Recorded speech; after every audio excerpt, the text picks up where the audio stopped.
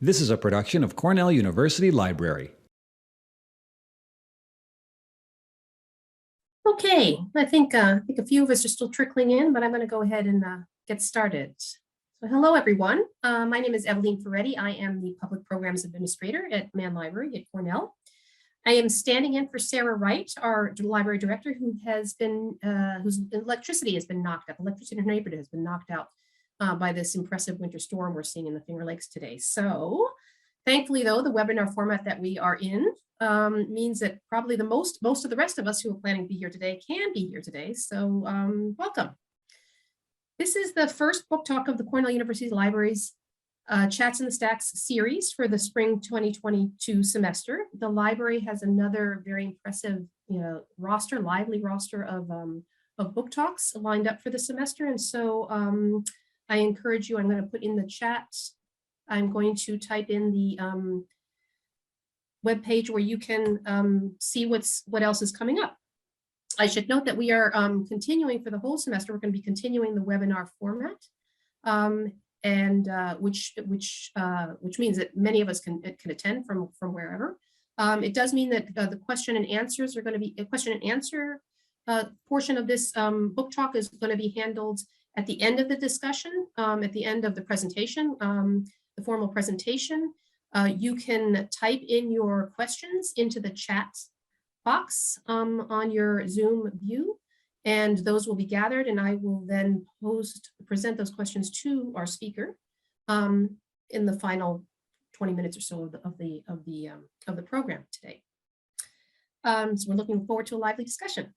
So before proceeding further, I would like to include an acknowledgement that Cornell University is located on the traditional homelands of the Kayo-Konoho Nation, the Cayuga Nation. The Kayo-Konoho are members of the Haudenosaunee Confederacy, an alliance of 6 sovereign nations with a historic and contemporary presence on this land. The Confederacy precedes the establishment of Cornell University in New York State, and the United States of America. We acknowledge the painful history of the Kayo-Konoho dispossession and honor the ongoing connection of the Kayo-Konoho people, past and present, to these lands and waters. And now it is my honor to introduce our speaker, Dr. Carol J. Pierce Colfer. Dr. Colfer is a senior associate with the Center for International Forestry Research, CIFOR, based in Bogor, Indonesia, and a visiting scholar at the Cornell Southeast Asia program. Having received a Ph.D. in anthropology from the University of Washington and a Master's of Public Health with a focus on international health from the University of Hawaii, Dr. Colfer has dedicated a long and extraordinary career to work on issues of community-based natural resources management, gender development, health, and population. Over decades, her international work has involved extensive field research in Indonesia and other parts of Southeast Asia, as well as leadership roles in planning and implementing community-centered approaches to sustainable forest management. The latter included her position as co-founder and leader of the local people devolution and adaptive collaborative management program at CIFOR, which involved partnerships in Asia, Africa, and Latin America from 1998 to 2002. Dr. Colfer's publishing record is prolific, reflecting engaged scholarship that is committed to making the insights of ethnographic study and social science research a core part of any framework used to understand and identify solutions for problems of the environment and human health. Her articles have appeared in the International Forestry Review, Agriculture and Human Values, Geoderma, Regional, Human Ecology, Unisilva, the Singapore Journal of Tropical Geography, and the Borneo Research Bulletin, and Ecology and Society, to name just a few. She has published numerous books, including her 2006 title, The Politics of Decentralization, Forests, People, and Power, which has been translated into Chinese and Bahasa Indonesia. And more recently, the book Masculinities in Forests, Representations of Diversity, published by Earthscan, Routledge Press in 2020. Dr. Colfer's book talk today presents us with an opportunity to learn what proponents of this approach to forest management have learned since its early days 2 decades ago, and what these lessons might contribute to making better progress on issues that are of increasingly urgent consequence to humankind. Please join me in giving her a very warm welcome. Well, thank you very much for the kind introduction, and also for the opportunity to talk a little bit about this book. And we're very excited about it. It's just come out in December.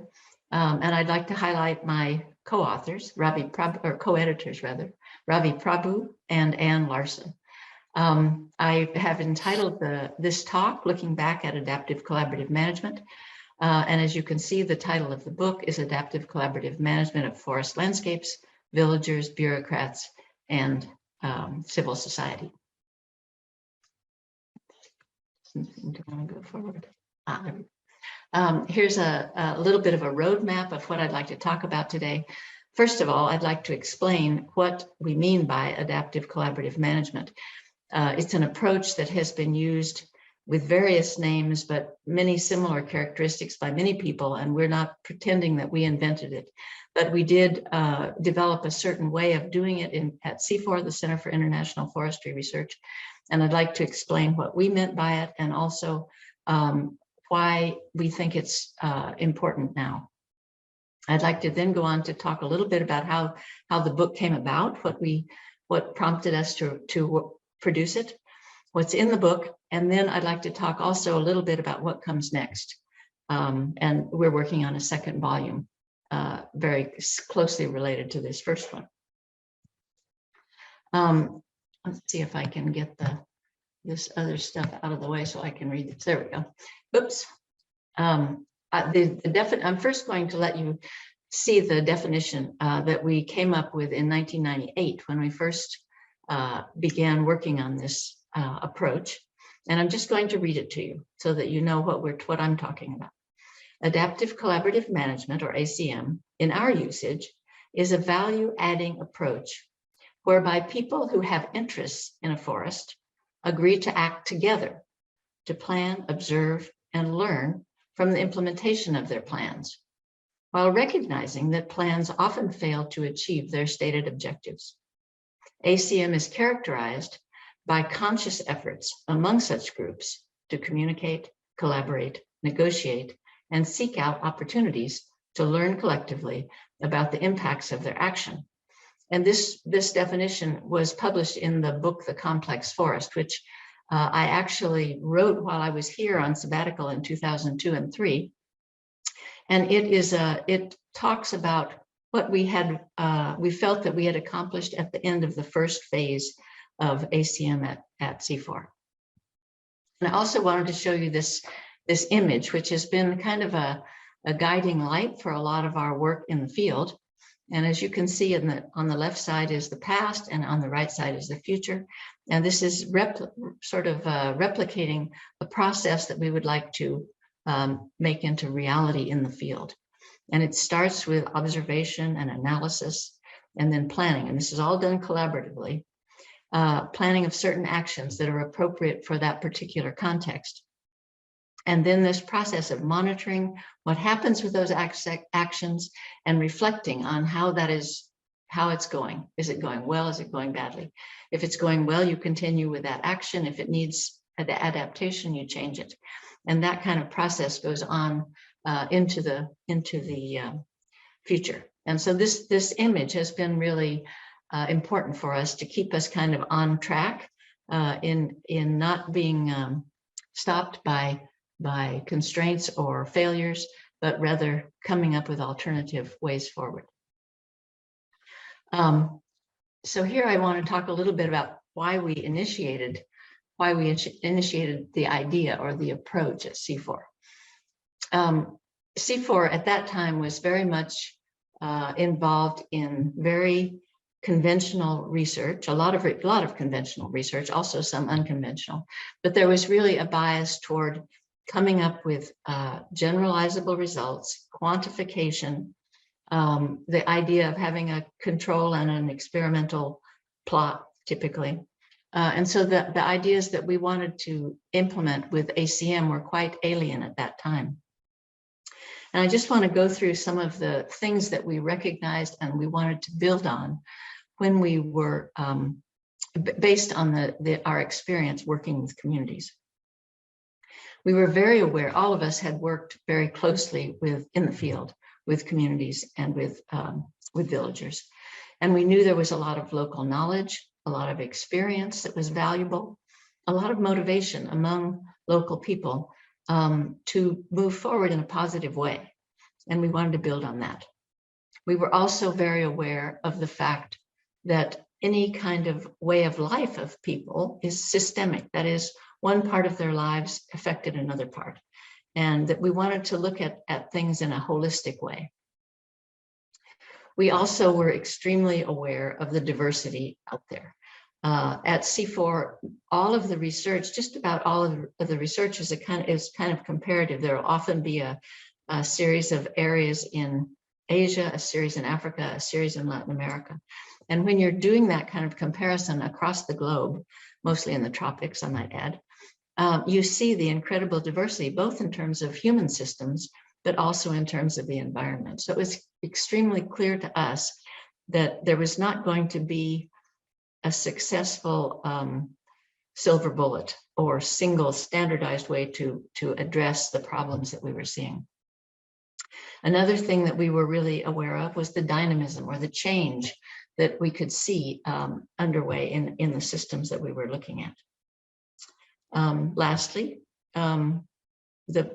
we were very impressed with the power that rural people have. A lot of the narratives at that time were about the poor victims. There was this sort of sense that people were not able to, that we had to do things for them, that we had to help them.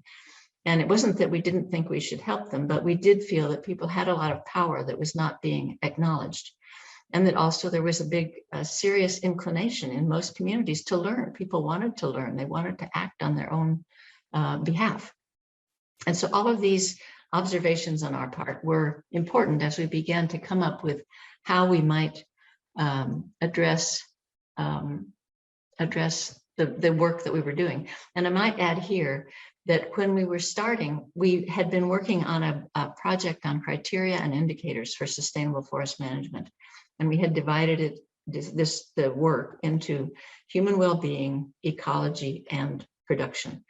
And as we worked, we had worked on that for about 4 years. And we were realizing that you could come up with criteria and indicators forever without having any necessary effect in the real world. And so we wanted to come up with some kind of an approach that would allow us to work with communities to actually make changes in a positive way in communities. But we also wanted to do research on how to do that. And so that's what we were trying to do. There's so much stuff on my screen, I can't see what's here. So why are we excited now about what we're trying to do? We're particularly excited about the fact that this book has come out now, and there are 2 reasons. One of them, 2 particular really important reasons. One of them is that unlike in the early 2000s, when the world was really not very interested in these features that we were noticing and we felt were so important, it seems that now there's a much broader recognition of the importance of those features that I just outlined that we were interested in. People are recognizing that change and dynamism is all over the place. People are recognizing that communities are involved in systems that interact. They're aware that there are useful links between people and the environment. Much of the forestry research prior to, say, 2000 was very oriented toward increasing the production of wood, and with a very narrow emphasis. And that has changed in recent years. There's also a much broader recognition that indigenous knowledge has something to offer, that people actually know things about their environment that might be helpful and what might be important to take into account when we're trying to make some sort of change or improve the environment, for instance. And lastly, there's a lot of recognition that we need to be more inclusive, that gender and equity of various kinds, whether it's a caste system or class system or ethnic difference, all sorts of differences in power among groups need to be taken into account. And all of these, of course, are important within ACM. So the world has become more hospitable, I would say, to the ideas that ACM brings to bear. And the second thing that I wanted to mention is that there's a recognition in these various themes. There's a lot of themes that they're always fads in development, and some of them are listed below: restoration, land grabs, conservation, climate change, disaster relief. These are all important topics that need to be addressed, and they're recognized as important right now. And what I've found in the last few years is that the people who are working on these very important themes have begun to recognize that they need to work more effectively with communities. And although when you look at the literature, you read a lot about how important it is to involve local communities, very often the ways that are envisioned are extremely vague. There's the idea, yes, we should be working with communities. Yes, we should be involving them somehow in these efforts. But how to do that is not specified very clearly or even at all. And we feel that what we have put into this first book and also what we're trying to put into the second are extremely helpful in moving that forward. Right now, besides working on these ACM books, I've been working on a book on restoration. And when I began, I didn't know very much. I felt like I didn't know very much about restoration. But in the last two to 3 years, I've been reading a lot about it. And again, I see how the kinds of insights, the kinds of practices, the kinds of understandings that we can gain from an ACM type process would be extremely valuable in those kinds of efforts. And so that all of these things are making me quite pleased that we have been able to come out with this book at this time. So how did this book come about? Well, there are 3 of us involved as the editors, and when we began to think about this, I was involved mainly in working on gender and intersectionality. That was I've worked on a variety of things over my career, and that's where I was focused at that time. And most of my work has been in Asia, although I've done a lot of cross-area comparisons. My long-term experience and my feelings of expertise, I suppose, are more in Asia. Anne Larson, who's another co-editor, her specialty is governance and equity issues, and so she's done a lot on those topics, and her focus has been in Latin America. Ravi Prabhu is a silviculturist by training.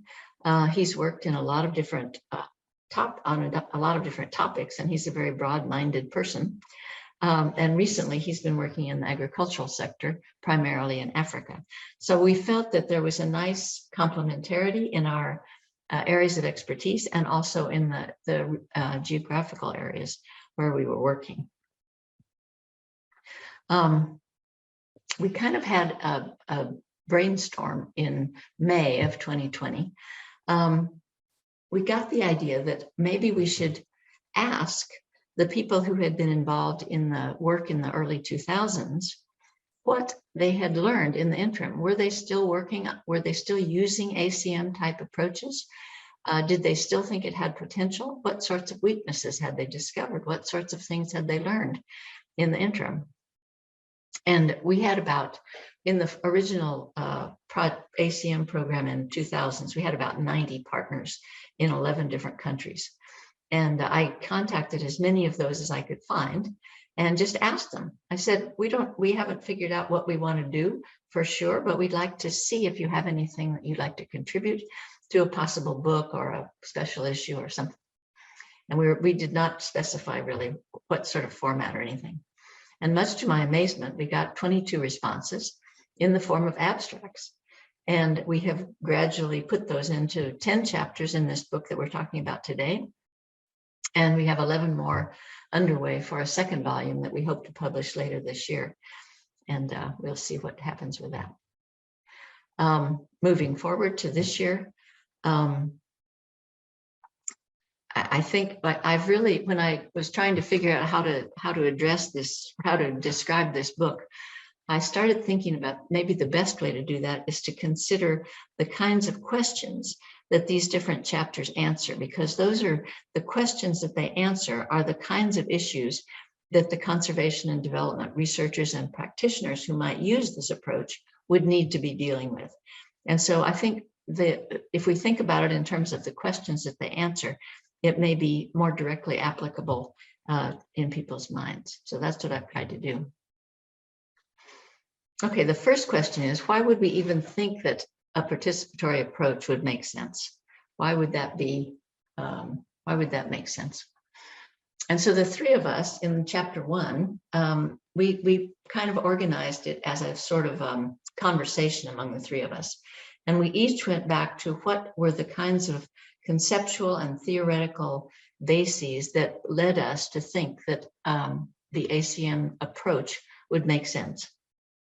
And so it's that chapter takes you through a lot of different kinds of approaches that led us to create ACM. And so it's one of two kind of theoretical chapters in the book. The second one is, I do wish I could get rid of these extra things up here. I wonder if I can move them. No, it doesn't look like it. Well, I'll have to guess exactly what my question was there. But the real question is, how do villagers or how do farmers perceive the ACM process? And that's what we were asking, or that was the answers that come out in chapter 2. These two authors, Johnson and Pokorny, they were involved in 17 action research cases in these countries, Bolivia, Brazil, Ecuador, and Peru, all in the Amazon. And they brought farmers together after these projects had been concluded to ask them what their experience had been in participating in those projects. And the two authors took those kinds of responses that they got in these meetings that they organized with farmers, and they constructed a sort of stylized Bolivian farmer. And the chapter is organized like a journal or a diary. And it's interesting because it's sort of, well, for one thing, it very clearly portrays the difficulties, the logistical difficulties that one has working in forested communities, which tend to be in remote areas, hard to access. That's all clearly portrayed in that chapter. And it also shows very clearly the difference between what happens when you have a good facilitator and what happens when you have one that's not so good. As there's a change over the time of this imagined action research project. One of the reviewers said she really wanted to have all of her students read that because it portrayed the situation so clearly. In chapter 3, we wanted to know, how on earth do you get team members collaborating constructively? Many of you may know how difficult it can be to communicate across disciplines or across institutional cultures or across ethnic groups or nationalities. There are all sorts of communication barriers when you're trying to communicate across these different expectations, different patterns of behavior, different sort of rules and regulations. And this chapter 3 by Mutimukuru, Maravanika, Madzudzo, and Songe explains what happened in a project that they worked on in Zambia. It was a very complicated process, including researchers from a whole bunch of different countries, from a whole bunch of different institutions, from a bunch of different disciplines, and a bunch of different ethnicities. And so they outline some of the difficulties they had in collaborating, and then they talk about how they address those difficulties and give some real guidance on how to do a better job than they were able to do. Then another one that's been really dear to my heart is this question of, can ACM or can anything improve equity, gender equity over time? And we have 2 chapters that looked at that issue. This is coming from a program that Ann Larson coordinated. She and Esther Mwangi coordinated it in Nicaragua and in Uganda. These examples are from Uganda. In chapter 4, Bamuhangi, Banana, Bushuborozi, Mukasa, Tibazalika, and Mwangi together provide a quantitative analysis of ACM versus non-ACM sites in Uganda. And they did a representative sample around the whole country, and they compared the results in the 2 kinds of sites, and they also compared results between men and women. So it's quite interesting, it's quite quantitative, and it's brief because they were really trying hard to speak to policymakers. In chapter 5, Mukasa, Tibazalika, Banana, Mwangi, and Mutimukuru Maravanika together provide a much more qualitative and processual sort of analysis of ACM, again in Uganda. They explain what they did, and they explain what the results are, looking at them at the time and then over time as well. So we can see what persisted and what did not persist.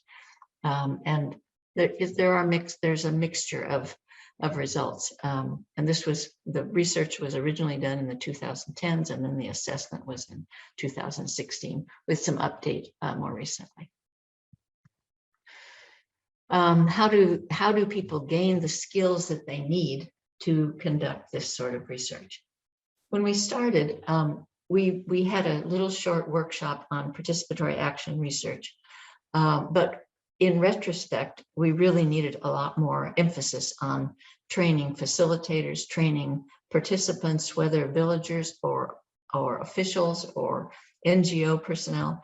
The approach with its processual orientation and its collaborative orientation is very alien to a lot of disciplines and to a lot of institutions. And this, in chapter 6, Cronkleton, Evans, and Larson look at their own progression. It's looking at 3 different research activity or ACM activities over time. So Bolivia was one that happened in the 2000s, and Nicaragua was a little later, and Ghana was later still. And this shows the progression of what they learned. They needed to learn, and what other people needed to learn to do it very well. And I would reinforce that from my own experience trying to implement ACM in a situation where the people did not understand. Many people in the team did not really understand what we were trying to do. How do we deal with power imbalances? And this is a tool. Sarmiento Barletti also worked with Ann Larson's group. And this research here was based on work in Brazil, Ethiopia, Indonesia, and Peru, working with multi-stakeholder focus groups. And they worked with a number of them. They explored the literature on such groups, and they came up with this tool. It's a simple tool, but it's designed to ensure greater inclusivity in these multi-stakeholder groups, which is a problem in every multi-stakeholder group I think I've ever been involved with. There's always some people who have a lot more power. There always are some people who are marginalized and are afraid to speak up. And with good facilitation, one can get around that, but it really requires some effort. And this tool is a very practical one that we can use to reduce the enhance inclusivity in these multi-stakeholder groups. So why do power imbalances exist, and what sorts of mechanisms account for their persistence? In this chapter, which is the second one that's quite theoretical, by McDougall and Oja in chapter 8. They also go back to the literature, and they look at what people have said about power, deconstructing the concept and how power functions in communities. And then they apply those kinds of ideas to their own long field experience, primarily in Nepal. Oja is from Nepal, and McDougall has worked there for quite a while. And they use a lot of the ideas of Bordeaux, Habermas, and Kabir, among others. This chapter 9 by Fisher and Jackson looks at ACM as action or as research. And depending on who one is talking to, it can be a problem for both. And does it work in non-forest spheres? The action issue and research, when action and research issue came up at CIFOR at the beginning, because CIFOR is a research institution, and so everyone is obliged to be doing research. And we considered ACM to be, it could be just action, but we were doing research on how to do it. And so we considered it research, but we had to argue and explain, and it took us a long time to get it accepted within CIFOR. And what Fisher and Jackson have found in contexts where they were a lot more action-oriented, that the action-oriented people complain that there's too much research. Well, we don't want to be doing research, we want to be doing action. And so there's a nice discussion of these kinds of differences, which everyone might have to deal with. There's also a good discussion about the relationship between participatory action research and ACM, which is another issue that pops up here and there. My own view is that participatory action research is a practical tool for using within an ACM umbrella, but some people turn those around and look at it a different way. And then lastly, in this chapter, they provide some excellent examples of action research outside of forests. So you can see the different ways that it can be used in agriculture in a variety of spheres.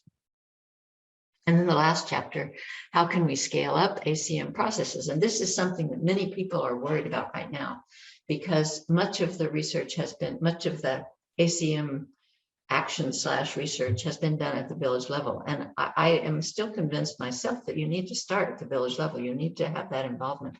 But we also need to figure out better ways to move up and out.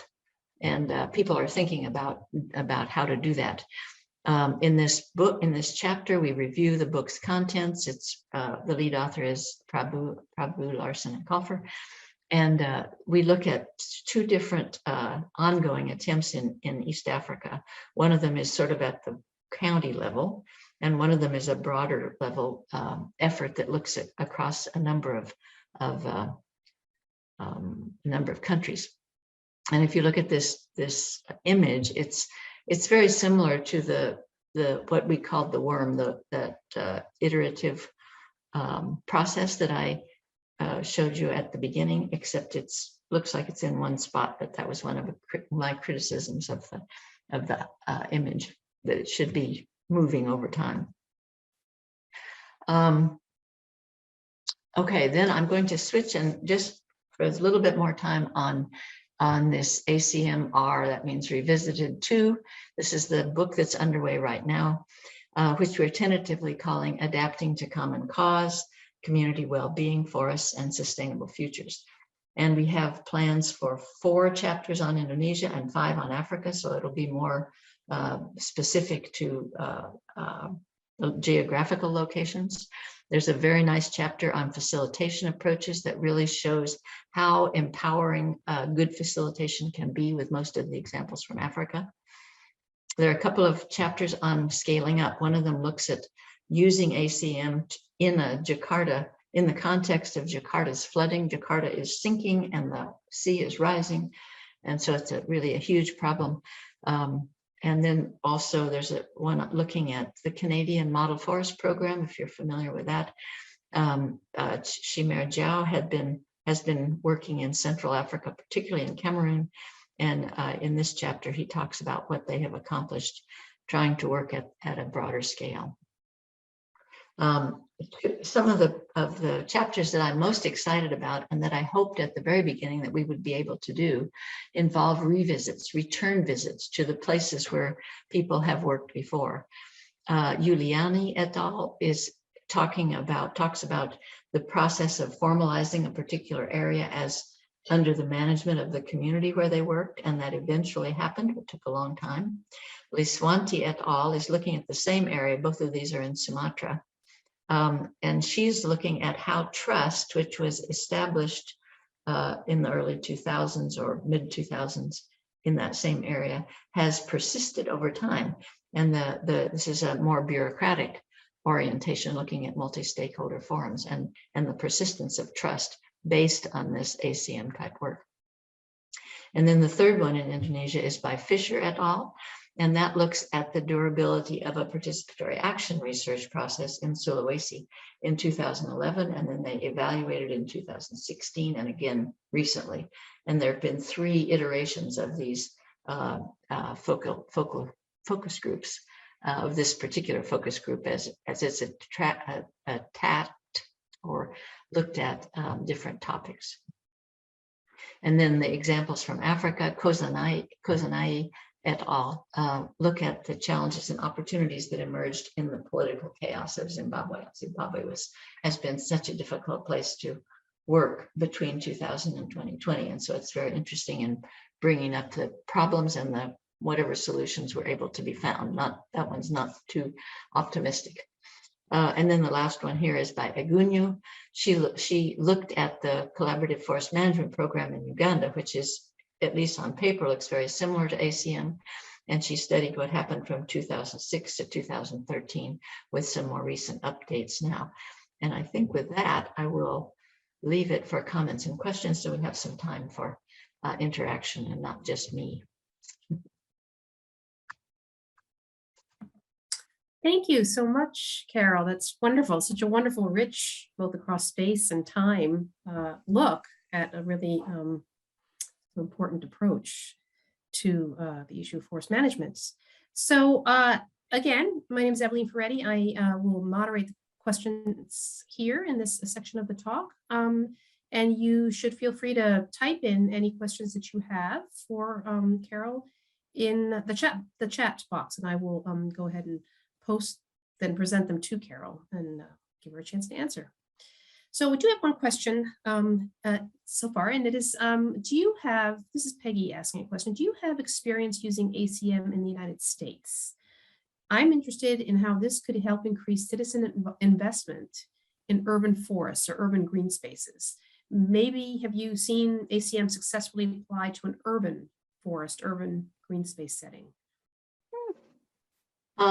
I have not, but I did look at, what's it called now? Collaborative Forest Landscape Restoration Program. That was a large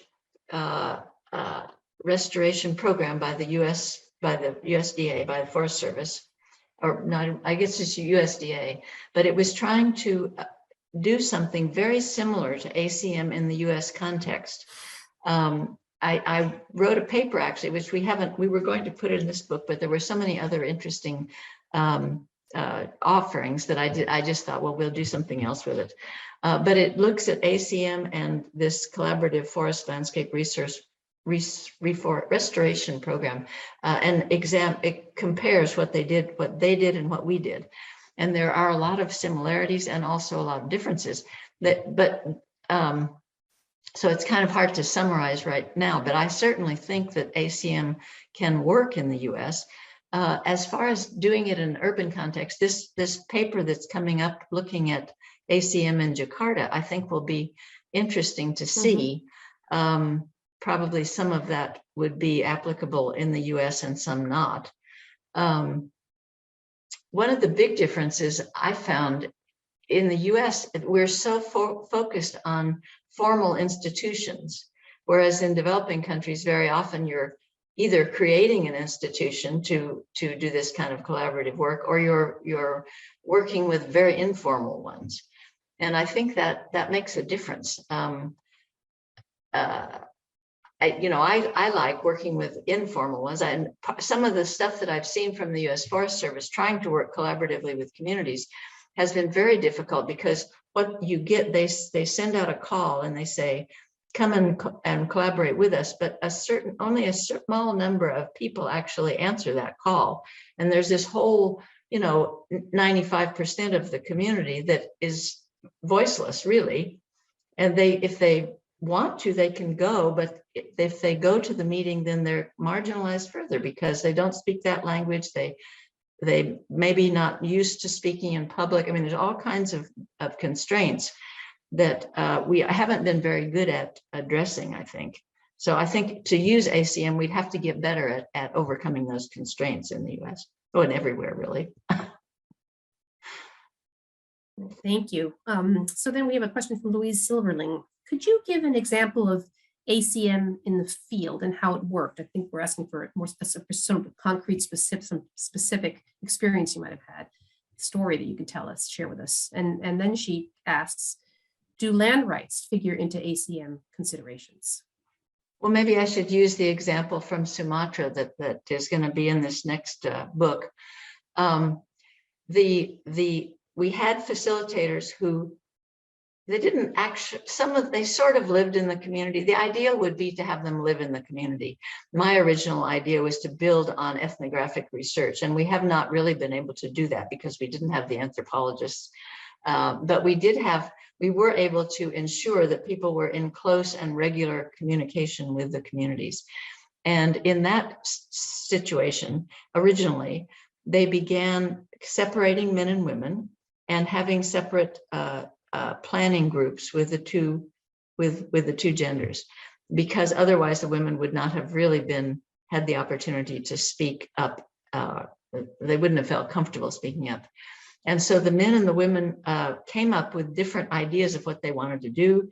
And the facilitator helped them with that process. And that included facilitating so that everybody had a fair chance to speak and to make their views known. And it also involved linking them with outside actors who sometimes had resources that they could use and also had some knowledge sometimes.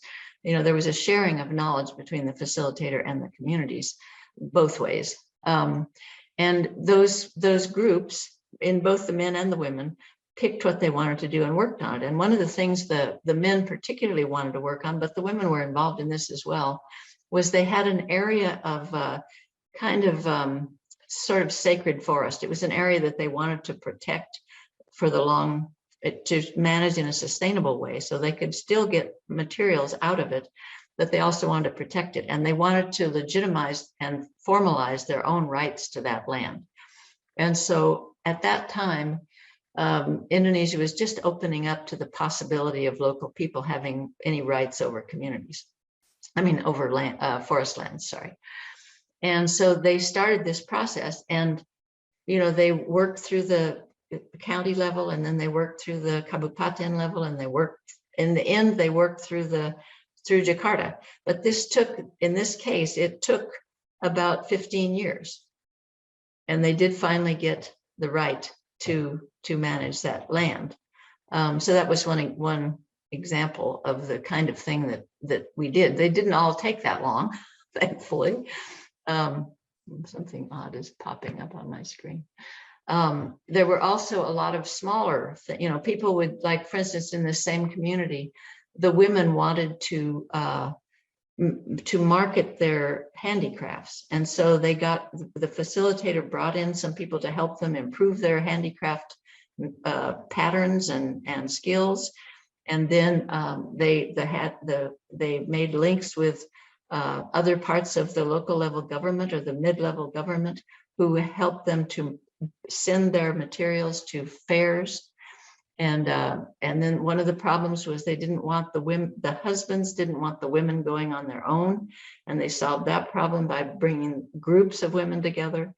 It was sort of a process of, okay, what's the constraint, and then we figure out a way to solve that constraint. And that kind of process went on for all the time that the ACM was going on. Great, thank you. So I have a couple more questions here. So this is from Jimbo Soy. Thank you for an inspiring, thoughtful talk. In your view, how does or can ACM deal with the short-termism problem of development, particularly political and bureaucratic cycles, tenures? And can communities themselves afford the timeframes, resource intensity of ACM? Well, I guess it does take time, but everything takes time. And there are actually there is some evidence that people succeed at what they're doing. And I guess my own interpretation or my own conclusion is, I see so many cases where we come in and we have an answer, and we say, okay, for instance, this business in restoration of having okay, we're going to plant 1 million trees. Well, I don't think that's going to work. And a lot of people don't think a lot of people think that's not going to work. And I think this slow process of working with people, it builds capacities that then can continue after you're gone. And that's what not so much this first book, but the second book is showing how these skills that people have gotten have allowed them to continue doing interesting and beneficial things in the interim. So I think it's very hard to say, okay, you can't, with ACM, probably impossible to start at the beginning and say, this is what we're trying to do. And then at the end, you succeeded or you failed. What happens is you say, these are some of the kinds of things we want to do. This worked and this didn't. And that, you know, donors don't like that. Governments don't like that, but that does seem to be the way that it plays out. Now, one of his questions was about the time frame of the bureaucracy. What was that again? I think that was Let me the go first. back. Yeah, let me go back to that one. Hang on for just a second. Yes, and can communities themselves afford the timeframes and resource intensity of ACMs? But what was the other question? Oh, sorry. It was the prior to that, it was with the short term. So in your view, how does or can ACM deal with the short-termism problem of development, particularly political and bureaucratic cycles and tenures? And can communities themselves afford those the timeframes of, you know, fairly resource intensive process? The ACM can be the ACM. We don't really know. I'm convinced that that there's no real alternative. I mean, I think that we've shown again and again and again that our attempts to just send out our answers have not been working. And I think we can show that some of the intensive things can work.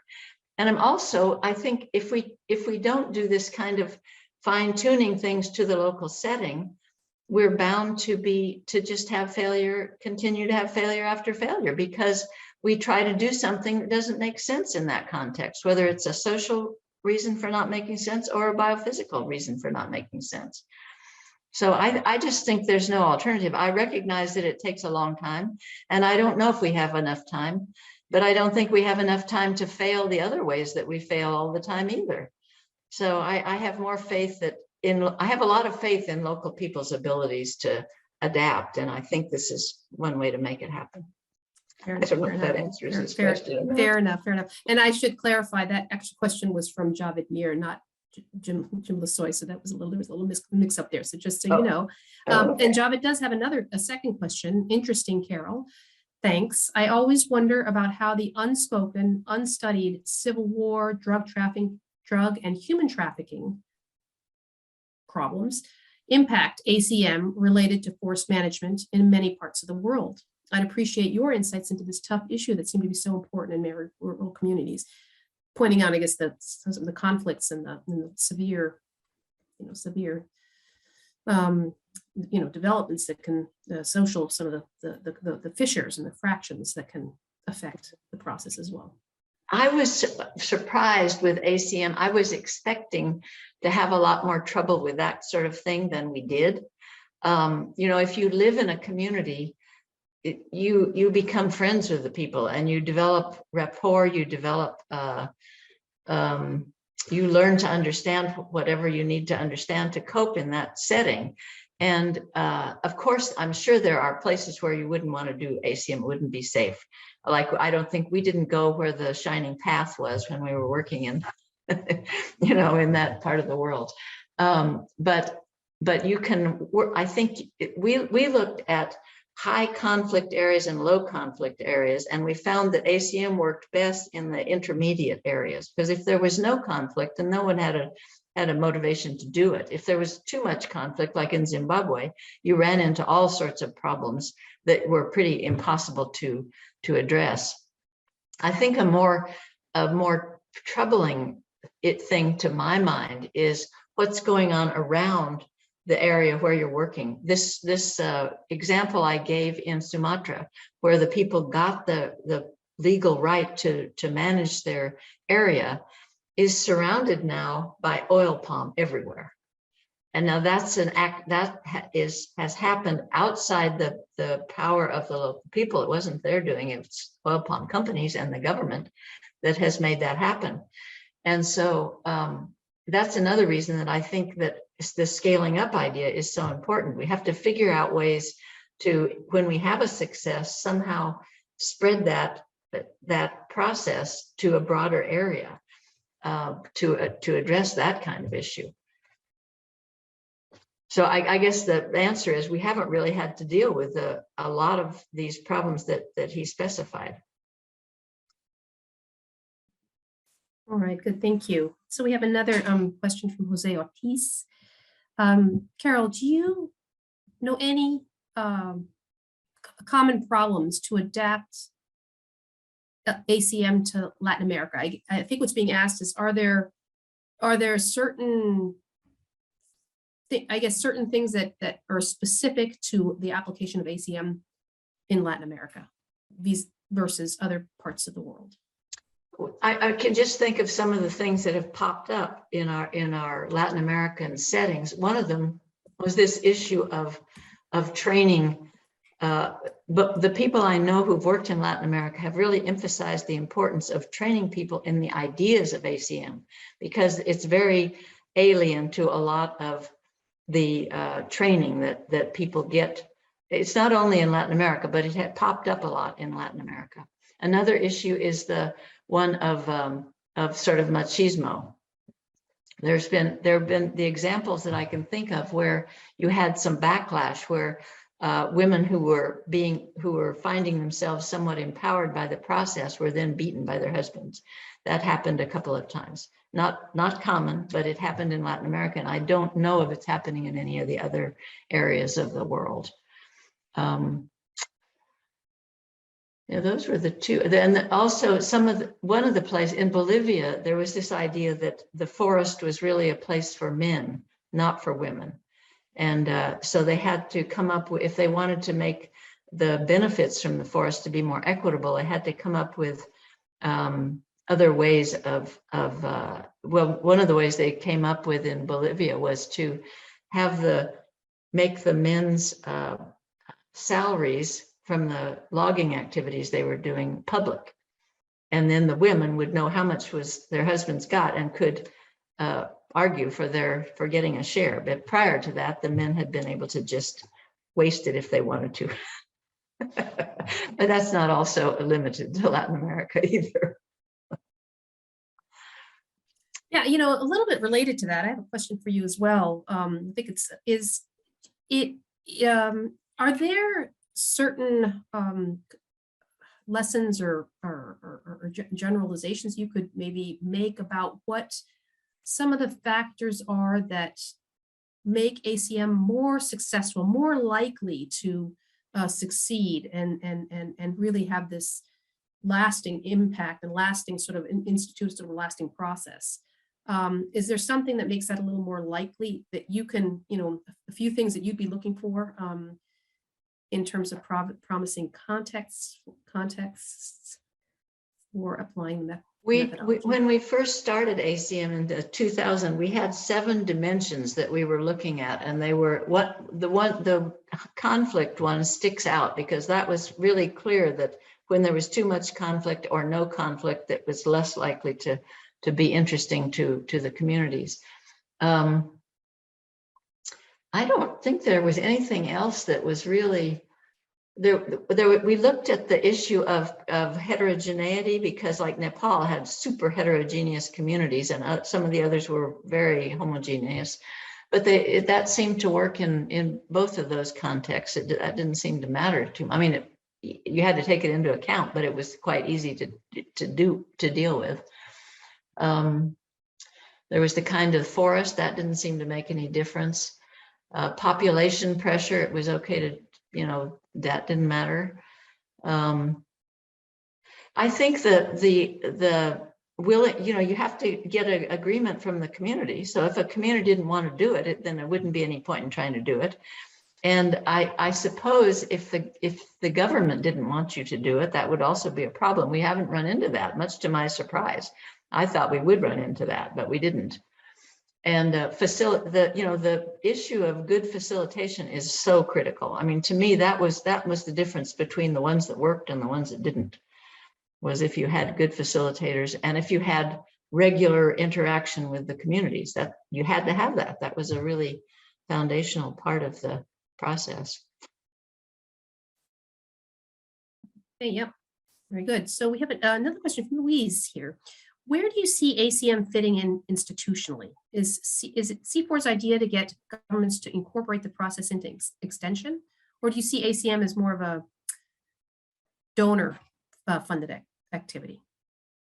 what I would like to see really is to have it institutionalized in the governments of the different countries, or with NGOs. I mean, it would work either way. If the governments are so dysfunctional, which sometimes happens, of course, then maybe doing it with NGOs works better. In our repertoire, I guess you'd say, of sites, we had everything. We had things that were purely donor driven. We had NGO stuff. We had government groups running it. And I didn't see any pattern in some working and some not working, but it seemed to me what we've learned is a way to do development, do conservation things collaboratively with communities. And I would like to see that being adopted by projects and by governmental, I think extension would be great if we could get extension to change its views from so much top down. We're teaching them. That's not going to work. I don't think. We've got to have an attitude of we learn from them and they learn from us. It's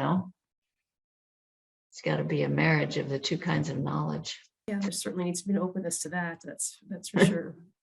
So, and then this question from Patty. I think we have time for just one or two more. Patty Petish, and I apologize if I'm mispronouncing that. Have ACM villages interacted with one another? Would it make sense to engage a cluster of nearby villages for scaling? I think Patty, I know Patty, and she got some excellent ideas for scaling, and I think that would be wonderful. We have not done any, we have, I won't say we've not done any. We did do some. We had, when ACM was in its heyday, in the 2000s, we had funds so we could bring people from one village to another and they could share things that they had learned that were useful. And I think that holds a lot of promise. Patty has some neat ideas of finding, and you can correct me if I'm misrepresenting you, Patty, but of finding situations that are working very well and then extending that information to others and trying to get other groups to take that up. And I think that's an excellent thing to try. We haven't tried it, not in that way. In Zimbabwe, when in the 2000s, the government at one point was very interested in what was going on, and they decided to do ACM in 8 other districts. But just about that time, the whole country blew apart, and so it didn't really happen. It was planned, but then it didn't succeed. I don't know exactly what happened, but nothing happened, I think. But I think that's an excellent idea. And to me, we really need to be experimenting with different ways that we can expand the successes on a small scale to a bigger scale. And I don't know how to do that. We tried a little bit working through the sort of county level things. That we had a project called Landscape Mosaics. And I was so disappointed in how it worked, partly because it was never really understood by there was no willingness to give some power and authority over to local communities or to local actors. It was sort of had to be in our we had to stay in control, and that's not going to work. I don't think. Well, that's kind of our final question there, Carol. And they were all great questions. I really enjoyed being the moderator for these and hearing Carol's response. So thank you so much, Carol. This was a wonderful update about work that affects both local forest communities and, really frankly, our planet. And it's just very gratifying to be brought up to speed on the progress being made with these important endeavors. So thank you, really appreciate that. Thank you for presenting. Thank you, audience, for being participants, for being here. Before closing our program today, I'll go ahead and mention that Dr. Colfer's talk has been recorded and will be available for viewing in a couple of weeks' time on Mann Library's YouTube channel. So for those who might have missed her talk or would like to see it again, the URL that I'm going to try to post more successfully right now in the chat is here. That is the YouTube link that you can go to. And then once again, for those of you who might want to attend talks that the library is hosting in the rest of the semester, Cornell University Library, you can go to this link. once again, if you're interested in those future talks, go to that website. And for right now, thank you so much for coming and joining us today, and goodbye. This has been a production of Cornell University Library.